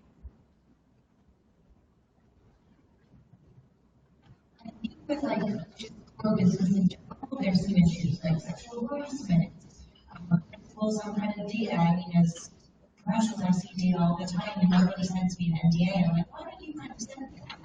But I think from a business perspective, there's a lot that we can just rely on that encompasses all of the aspects of the supply chain to kind of fill in that list. And I know in the biggest one is sexual harassment, any form of, you know, I don't even know if you want to touch on environmental, but I would almost see this as this overall manifesto that a lot of people could sign into. Yeah. And to be able to kind of enforce it, the people that we've enforced it would have to sign it. Yeah. And I think what scares me about this is like how, and I don't know if we do this now or in another meeting, is how do we ensure that whoever is steering this committee that's deciding what's right and wrong is actually has the ability to do such a thing, right, and does a really great vetting process before they go shoot somebody. because with social media and all of that, a lot of things can be completely taken out of context, completely taken out of hand, and especially in this area where it's like, what's real news and what's not, I think that there's a big risk to that. So I just want to say, can we put that in, table this or talk about it in another meeting? Because whatever we're doing, I think it needs to kind of make sure that there's a really great sounding board. Yeah, I agree. Oh, absolutely. Yeah. And yeah. Sounding board idea, I think we should do another cannabis conference. I think the Colorado group is called the Cannabis Certification Council. Right, so it would be interesting to connect with them and as continuous dialogue conversation as to what Colorado's experience. Yeah. Because this is happening everywhere right now to a certain extent. Yeah. Join forces with those like-minded folks. Yeah. Totally. And so, you know, so to that end, I want to spend a few minutes sort of talking about, you know, so I want to spend a few minutes talking about existing orgs or some new ideas. And then I also want to talk about, and then I want to move relatively quickly into some of these ethics statements things, because I feel like folks are like kind of ready to get into the nitty gritty. But one of the things I would so to start, so we're here to talk about data. We're here to talk about cultivation. So my excitement in a lot of future ideas does have to do with data and does have to do with using data to empower cultivators in particular. It also has to do, you know, it has to do with using the value of data to create financial value that is then returned to said cultivators, you know? And so I am interested in doing, and I know that there are ways to do it, and I'm not interested in doing it without ethics. So, but there are also, as part of this greater sort of, you know, infrastructure that we need, like here are some of the things that I want to rattle off to you that people have shared with me that they think would be helpful as sort of next steps from Open Cannabis Project, or the seedlings that have sprouted from it. One is herbarium and a seed bank network. We actually need to be doing some kind of genetic preservation, or have some kind of genetic preservation system. We absolutely need legal advocacy for growers. You know, I think that somebody has said it to me before that, you know, the last time they talked to a lawyer was when they got busted and they were told to shut up, you know, and, you know, here we have, hi, Adam. It's so good to see you. We have Cole in the room. We have Ben. There are tons of lawyers through the National Cannabis Bar Association who want to help. And some of that legal advocacy could look like standard commercial or open source strain cultivar plant material licenses. I know that this is something that folks in the regenerative community have talked about and asked for. It's something that Ben has identified, like Ben Verratti came with me to the Science of Organic Regenerative Cannabis Cultivation Conference in Humboldt. And it's a mouthful, but I want to get it right. I love that. I loved that Josh and that whole crew. It's a great conference. That was something that was identified there that is a need. There's an open cannabis license that is valid in Canada and in Europe, and I have some questions about how valid it is here. That needs to get worked on. There's still a need for prior art documentation and countering overbroad patents. There's digital cannabis documentation registration. Just to name a few that people have come to me with. And I've also heard in this conversation a need for some kind of like ethics certification. What else do you all think is needed? And I see a hand back there.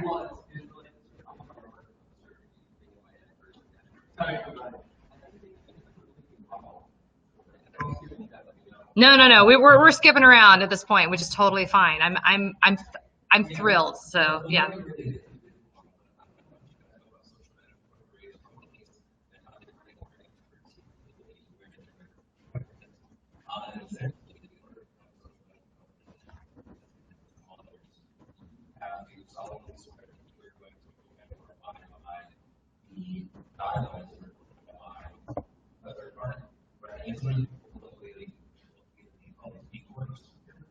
Right, so there are a lot of different entities that do that, and it's really easy to become one of those entities. And that also gives you maybe some of the financial draft too, right? Because it's pretty common to pay something to get certified as a B Corp or as whatever. And there's kind of a couple things there. One, provides a framework, it provides some teeth, right? Because now they're interested in looking at stigmas. It doesn't solve the problem of big companies don't care, but it does like establish a division, right? Between, well, these are companies that care about the world. Here's how they're doing it. Right. And maybe there's no advocacy there. The big companies say, well, now we have an incentive to support these social benefit companies. And you also, maybe more importantly, at this particular juncture, have a lot of these certifying agencies that part of them work on how do we create and regulate ethical companies, right? So we don't necessarily need to start from scratch things. Like there are absolutely things that are specific to cannabis. Talk about central harassment, we talk about labor policy, or environmental impacts. There are individual certifying agencies within that framework that have already put a ton of effort into that, and there are a lot of good resources. Totally. No, and that's great. And this is actually a key part of why I'm asking this question, because I know that for things like, for example, plant variety registration or that kind of thing, or frameworks that could be used for data collection, or other sorts of legal documentation bodies around other plants, there are organizations, there are other systems, there are protocols. We don't have to go to the drawing board and start from scratch. We can take things that exist currently and use them and adopt them to meet our needs. So.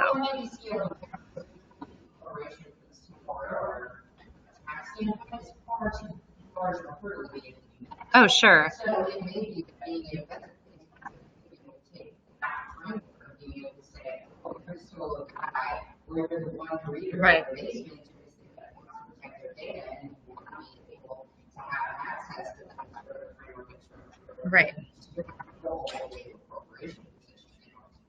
Sure, and I think that's where, I want to give Josh and Kelly a bit of a shout out because, one, I think that, speaking to Ben's point about not all corporations, but, we want to be able to carve out spaces for some of these businesses to be able to do really good work. And then there was a second point that I can't remember. Thank you. But I think that, yeah. Lots of opportunities. There actually is an intermediary organization that exists to kind of step up like that. There's plenty of them regarding, but there's one that I've actually reached out to. Benefit Corporations for Good. I just kind of attended a workshop a few months ago, and they work with about 25 companies in the Oregon area, the greater Portland area, and a few other corporations. Tom and Marianne are the principals of the company. They're super open to a conversation with cannabis. And really the main thing that they brought up when I met with them is, again, the lack of accountability for actual B Corps, which is the step up past that. It's a checked box, and it's a percentage of the company's money that you make. So if you make more as a company, you pay more into the B Corp structure and framework. They were talking about how it's actually going to become a requirement to have this kind of intermediary step up as becoming first a benefit corporation for good before you can become a B Corp status. So it was actually, not, there's so many fees and regulations and things for every business and every type of supply chain, but especially small farmers, that it doesn't make sense, to add another fee, to add another hurdle. But if you can give them, to kind of everybody's collective point, a goal to work towards and something that's standardized that they can work towards, and not building the ship as you're feeling it type of a thing, but actually something to drive towards. I think they have done a really good job. There's a couple, Ex Novo, the brewery up in North Portland, works with these guys. There are comparable industries, and I think there's comparable consumer data that can be shared, and end user data to say, hey, if you do work this type of way, these type of products are getting more value at the end. And so I think to wrap everything together, there are existing things to work towards, and I think more than anything, it's just finding allies that do align with interests, and it's not, hey, this is inevitable and we'll have to find a way to coalesce with this eventually. It's being really mindful of who you want to work with and taking a stance to that and driving forward with that. Cool.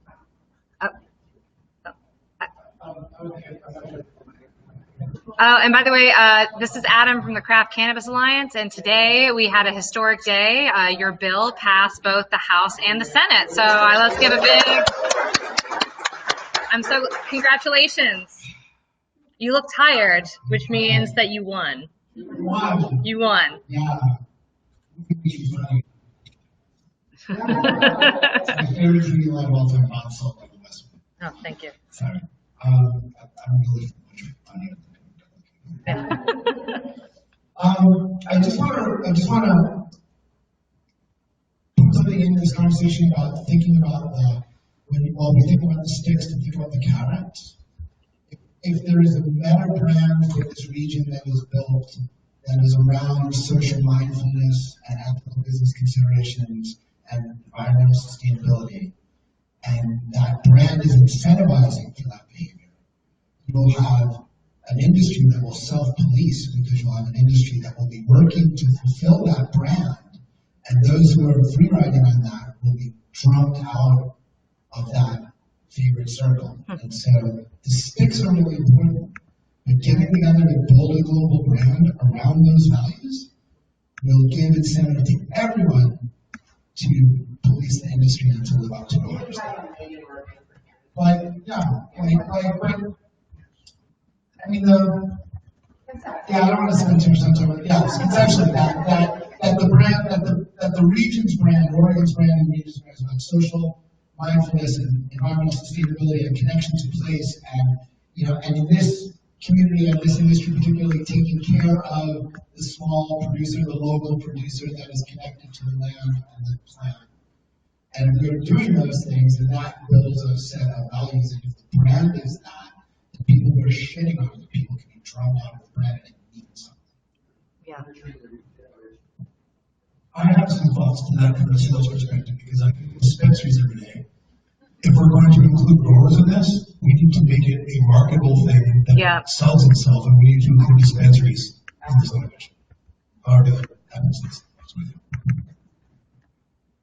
Awesome. Yeah, if they could charge more, good bullshit price program or regenerate, like, you have to be able to monetize that, incentivize that with actual dollars. It's astounding to me as I speak to the phone and I speak with other people in California, how much that costs in California and how expensive the tax burden is. And when we speak about or think about Oregon weed and this whole $5 grams or $50 ounces, we're living in, exactly. We're living in this very strange time in Oregon, and your bill does a lot to help. The feds are going to talk blocking like crazy, but this ability to be able to see, like, I think Oregon already has this sense of or desire, which is why the whole thing with Phyllis hurt so much. That we do have ethic, we do have heart, we do care about the small grower, we do have all of these things, and that's somewhat, and that's why that piece is so raw. And yet, what I see with being able to transact across borders is that Oregon's weed is all going to flood into the California market. And will Oregon get any benefit from that at $5 a gram or $2.33 to produce it, or something like that? So being able to allow dispensaries to be able to have some, to be able to stand and say it's Oregon, it's from Oregon. Oregon is. I mean, I grew up in Colorado, and everyone would leave the Renaissance Festival, go to the Oregon Country Fair in the early '80s to buy weed because it's the best weed in the world. I mean, I think that there are some things we can capitalize on in this fractured community. It's some way to be able to come together to incentivize the market, because the big corporation will do it for us. Right. Can I ask a question? Yeah.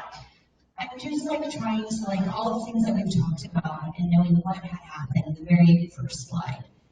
What have we figured out that could have mitigated that or prevented that from happening that we've brainstormed so far? That's a great question.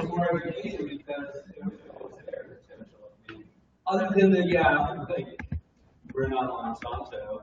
I mean, so if it was a little behind, that's just education of how people, how that went down. And so it was probably the agreement that they were taking. Yeah, I think we're talking about pilots there, and we're talking about the industry whole, which is applications to pilots, but the pilots say we're just how people know what they're getting into. Yeah, and I think that that's really wise. And I think that I can say with certainty that, like, starting with the Open Cannabis Project, I didn't know what I was getting into. Did not know I was stepping into the middle of a shitstorm at all, and just walked right the fuck in. And part of the reason why it was that way is because there was so much misunderstanding, and this sort of like, when I think about some of my favorite contracts that have been written, or that I've been a part of, those contracts have responsibilities on both sides, right? There's the client responsibility, and then there is the, and then there's a consultant's responsibility. And the client's responsibility is to respond to your feedback in a timely fashion and to pay you on time and all that kind of stuff. And your responsibility is to produce really excellent work and make sure that you respond on time, et cetera, et cetera, et cetera. And in this kind of social contract, I think that we have had a failure on both sides. We both had a failure from one party to disclose the necessary information that would make it possible for people to make informed choices. That's not to say that they did not provide information, right? There was, if you look at their website, there was information, but it wasn't all the information. And so there's this dual thing where, like, there's both a responsibility to produce and be transparent about information, and there's also a responsibility to read that information that is provided to you so that you can be informed. So, like, in that way, informed agency is a phrase that I like a whole lot, but like, it's up to you to be informed and to inform yourself and to ask for and demand and take in the information just as much as it's up to somebody else to provide that information for you, in my opinion. I don't know if folks agree with that, but I just think one thing. okay. It's kind of across how I ended up in this whole issue. This is something relevant. 40 years ago, I was the lead grower on the New York projects. That was one of the most regulated markets in the country, being set to develop those SOPs. And you basically got to take your own company and you wanted to bring a board. They only get 5 SOPs. Operating, which was supposed to be quite a big deal. Coming up, they approved those studies. And so we worked with this company, we gave them a deposit, a consultant to work with. They were supposed to train us, build our sales system. We did one training with them, didn't hear from them for months. We're like, where are you? It's getting closer. They had gone out of business and taken our money. But my big scare was that was a company who we were about to trust all our data.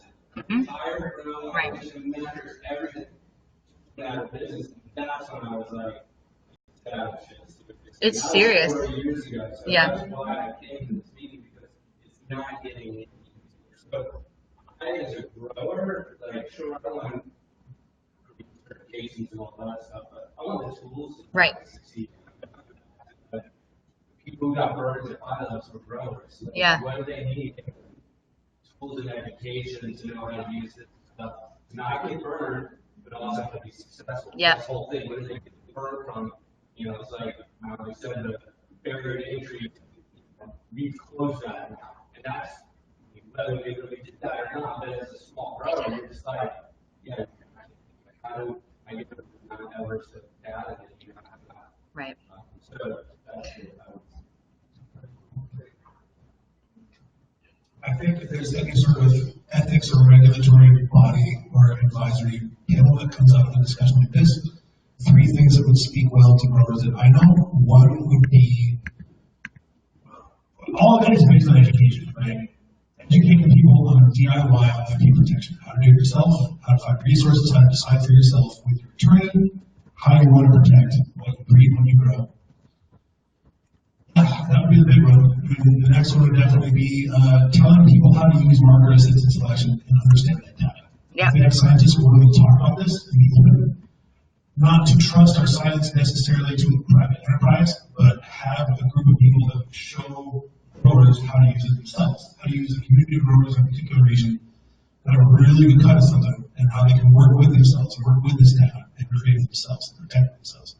Finally, the third point would be, I mean, there are some tremendous growers here in Oregon and everywhere else that, because of the black market, because we kind of did things a little differently than we do now, don't have the skill set to really present themselves in the marketplace. And it's terrible to see really good cannabis sit around for 2 years while somebody selling $200 pounds. But if there's any sort of framework, I think a big part that's going to be able to draw people in is that sort of education, telling people how to empower themselves, not trust it to a private company. Yep. And so with that in mind, I want to use the rest of the time that we have to talk about some statements of ethics. And thank you for that. That was a really excellent comment.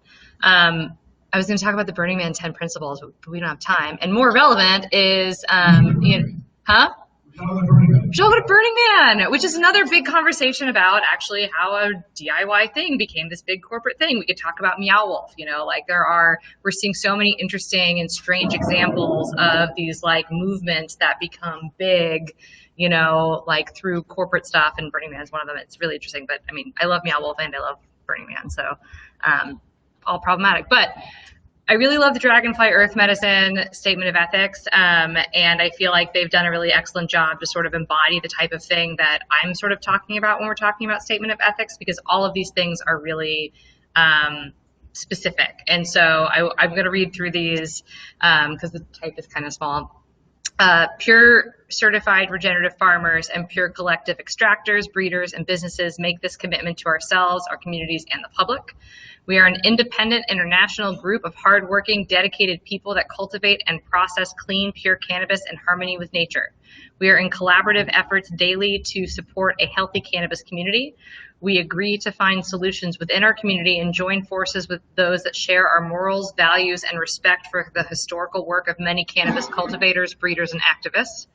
We support health in our soils by preserving and encouraging the genetic diversity of all species, as well as the ecosystems and microbiomes. This is achieved through using natural systems that encourage biodiversity, polyculture, and biological intelligence. We support community through ethics and sustainability over profit. We encourage sustainable, localized communities and use effective business and legal tools to support those efforts and to do so in a way that aligns with community efforts. I helped write that part. I'm very proud of that. And I thought a lot about Ben Verratti when I did. We are the farmers, we are the breeders, we are the medicine makers, we are the educators, we are the rightful scientists. We have a close connection and deep respect to this, I think it says master. We promise to keep that relationship strong and making decisions based on integrity, love, and courage. And so what I like about this statement and what sets it apart from some statements that are more generic is that it's very specific. And in this case, it's specific to not just the regenerative community in general, it's specific to Dragonfly Earth Medicine. And so in some ways that makes it a bit easier to create a statement of ethics because it is for something that is very specific. And so, as we're going through this exercise, I'm realizing that, one of the important takeaways for me is that, yeah, we can have sort of broad statements of ethics, but as somebody said earlier, it is really helpful to think about this in terms of more specific things. And so with that in mind, I want to bring you to sort of the draft general statement of ethics that I've worked on with Angela Baca here for some months ago. We've been thinking about these things for a long time, and now we have a great opportunity to talk about it. There are some ethics around cannabis breeding that I think need to be discussed. I don't necessarily think that these need to be discussed here, in part because we have a very small contingency of cannabis growers and breeders here. Alan, I'm kind of staring at you as my resident grower rabble rouser. This needs to happen and ought to happen, I think, by breeders and growers first and foremost. It shouldn't be, nerds in Portland sitting around. I mean, it shouldn't be, I'm happy to help, but y'all should guide it. And then, last but not least has to do with cannabis data and, some places where we need some spots. So, what I've put here is, we believe in informed agency with regards to how data is created, shared, and used, and never releasing personable or farm identifiable data without the express written consent of the person or farm. So actually, since we are short on time and we are thinking about data, what are some of the other policies around data that you think need to be in a statement of ethics?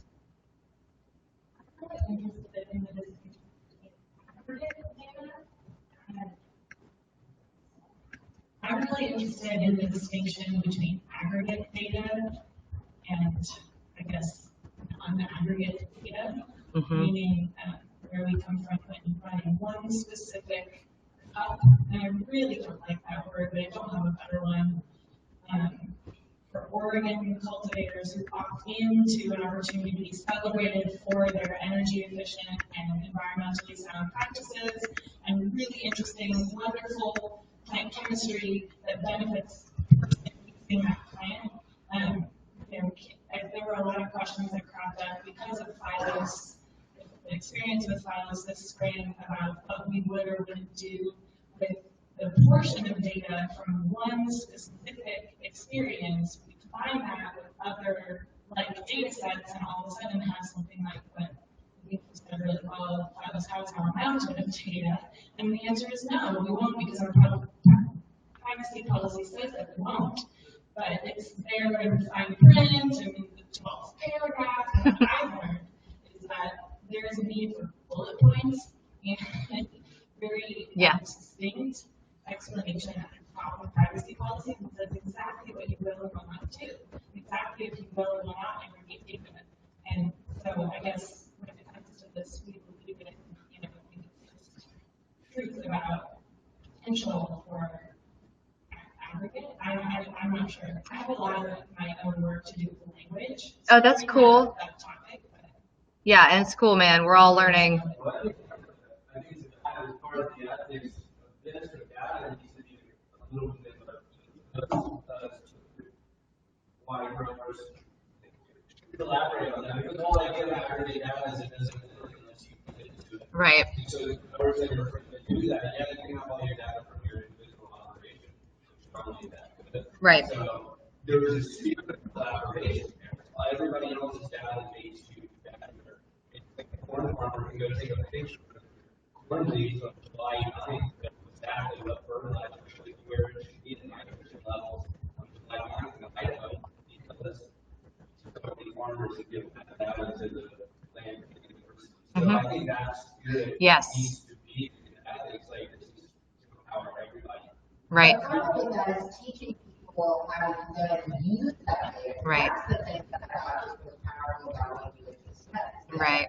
It's the reason that the farmer can take a picture of the corn leaf and then get is that they know how to use the tools to get the information back out of that. Right. And then it's not just collaborative, it's actually information. It's a two-way or a three-way or five-way. We can able to give you, a feedback loop that's not just screaming into the wind in one direction, and makes it possible for the entirety of the group of people using that metric set to get better together. Right. And one of the things that I've seen, dealing with legacy, I love this legacy populations because I was dealing with tax returns in 2013, clearly legacy people, is that they're all super competitive to each other. And they don't want to have these conversations. And everybody says they have the best strain. And everybody's around 5 pounds off of whatever. And it's like this divide and conquer mentality is one of the reasons that it's going to not work. And yet, this incredible opportunity to be able to bring groups of like-minded growers together, speaking with data or not, we all love to collaborate and talk about things and be involved in that way. And I think somehow making there be a very clear third party, like the benefit of voting cannabis, there's a non-profit, not-for-profit that's going to be that couldn't get funding to save its damn life. I'm sorry. Yeah, there was no profit. Near $2 million to Phylos, which is nothing to them. Nothing. It means something in this market, but it's nothing to them. A minute. knows, you know? But I mean, here's $2 million to do Right. something, an entire community to have a conversation about how they want their data to be involved. They're fucking winning. Right. You know? I mean, look, it shuts down the Open Campus project. That doesn't really think about. Right. And I think that this is where, and this is,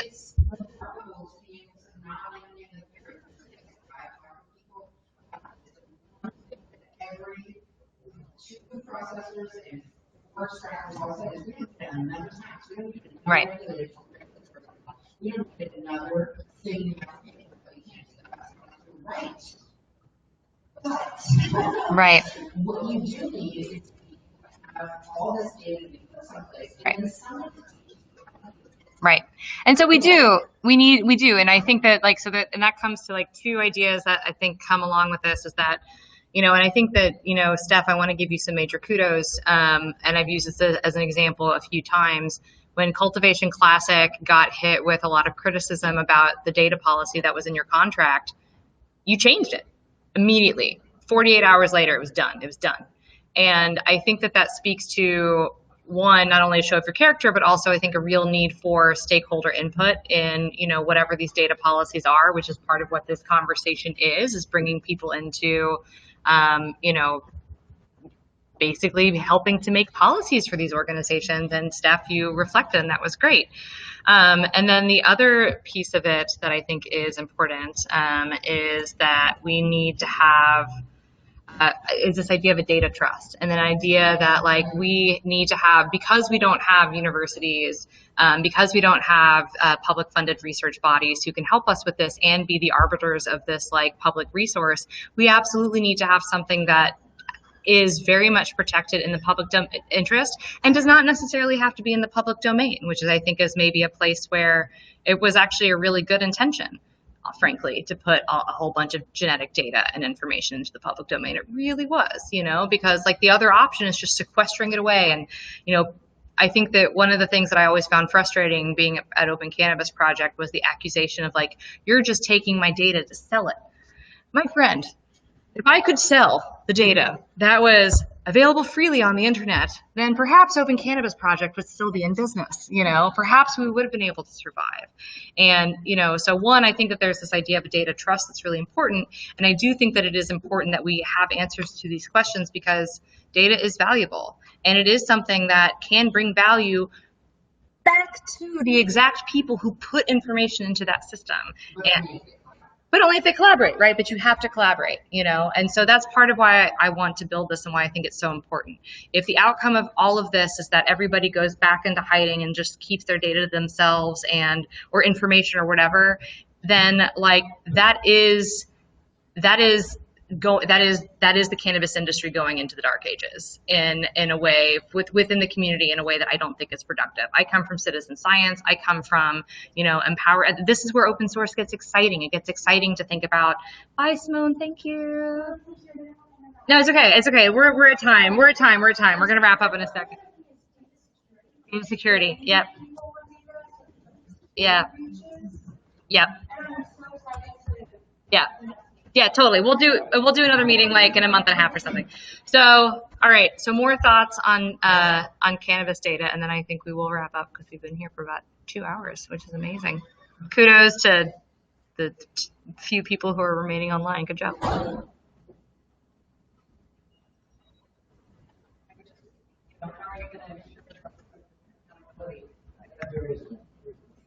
the question that I still don't have, and I don't know if there's an answer. I don't think we're going to come up with it next minutes. Actually, have to sort of empower people with education and show them that they have the tools to do this right. Rather than have them buy more of these tools from a private company, put more of the power of what they do with those tools in their own hands. Reflecting leadership, we need to change the landscape. The world that needs to change. Right. Yeah. And people have protected when I think people have their own markers and selection. Yep, and you, Clay, brought it up too. The farm really is in control. Yeah. There's the flower. Everything else is like a flower.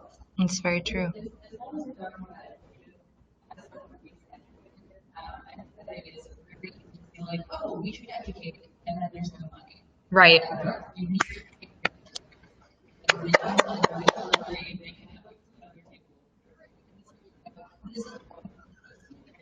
And that Zoe watched me try to do for a year. Yeah.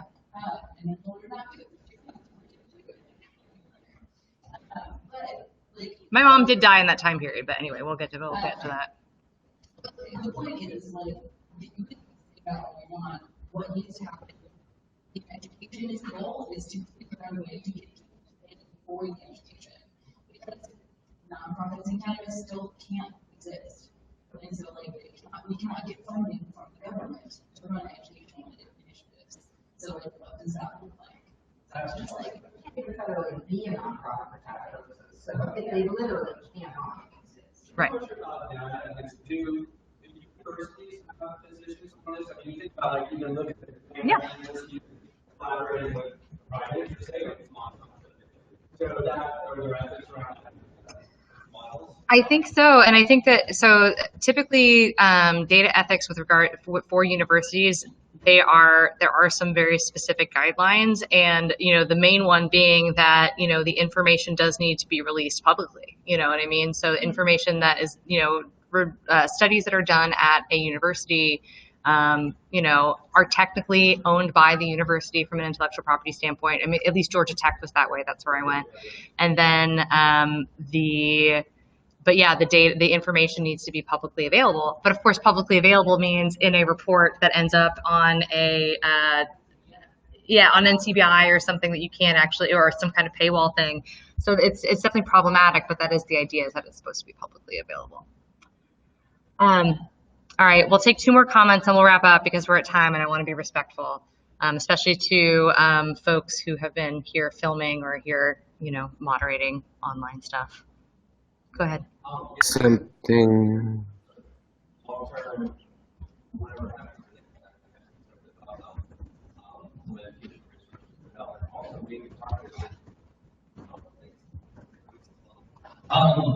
Part of it is also bringing together folks who information already exists, right? Not all of it's cannabis specific.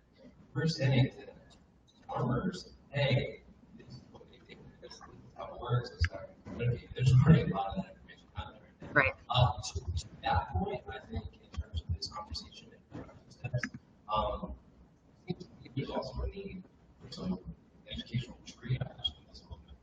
I was went to a presentation. Educational triage? Go on. Yeah, I mean, I was went to a presentation on violence, what it wasn't from our violence. I'm a apartment club members, guys are just like, cool, I was you guys check it out.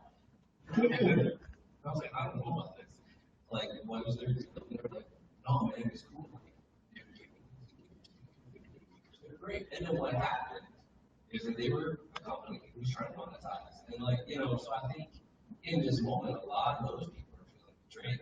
And if you want to keep the door open for them to consider sharing the end of the future, this is the moment to kind of get out there and say, this is what it is, this is what they can do. It's not inherently good or bad, it has to do with who's controlling it and who's in the process. Yeah. So in terms of thinking about what comes out of this meeting, that to me seems like something that's very. I agree. Yeah, I agree with that. I agree. Any other final closing thoughts? I mean, I think that's a good one to end on. Well, thank you everybody for coming out. I think that in terms of next steps for this meeting, I am booked for the next 6 weeks, but I will be putting together another online only event in probably about 6 weeks. And I'll say online only just because I feel bad for all the people who signed up and were not able to hear and all that kind of stuff. And Josh, oh, that's right. Josh and Kelly wanted to say something. Yes.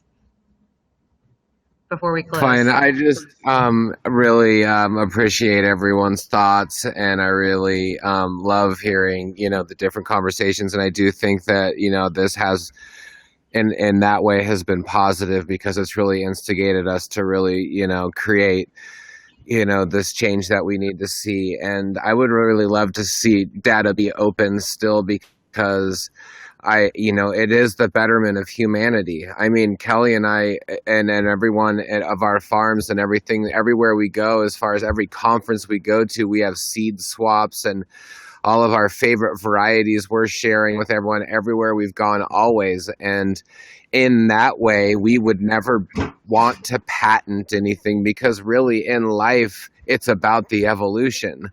Like, we would be patenting a moment in time, and it would be different in all these different environments. So I think if we can keep to that space of we're evolving together, and we need to create new varieties all the time, and that's where data can help us. And that's what we wanted to begin with, was to be able to to see the communication between the strains as we cultivate different strains and make new varietals. So I think that is really positive for us as farmers and as product makers, and being able to heal people on earth, is that's where data can really help us. So I don't want to be afraid of data, but I think that we also so one thing that we're doing as a collective is we're working internally with as a collective and as a group of businesses and farmers, and we're working together on breeding projects that we can do breeding on different farms, and we can get different data internally, and we can all share it with each other. And in that way, we're sharing it with each other because we know we all have the right ethics, and we all have the same kind of flow of consciousness that are really, bringing us all towards the same common good. And I think, we're working on creating an app that we can maybe create, to collect that data and everything. And Beth and, different people, Ben, and if you're still there, a lot of people have helped us, create that. And so I just want to say that, it's beautiful what we've been able to create together as a group, as of farmers. And I think let's just continue being really resilient as a community, and whatever we can do to help, we want to. And let's just continue growing food and growing cannabis, and not be concerned about someone like doing it better than us, or getting a strain that's going to be like able to be grown better than we can, because really it's not totally possible. So I think that's just where we'll end it. And we have a lot of love for the community, a lot of love for everyone involved, and thank you very much. Thanks, Josh. Oh, the best. All right. Well, everyone, thank you so much for coming to this. Next steps, I will send out notes from this meeting along with, with a lot of the things that we talked about. My hope is to, use everything that we've learned to try and draft this thing this summer. So we will go one thing at a time and hopefully come together maybe around August after. Yeah, thank you. Yeah, thanks. Thanks, everybody. Bye, Josh and Kelly.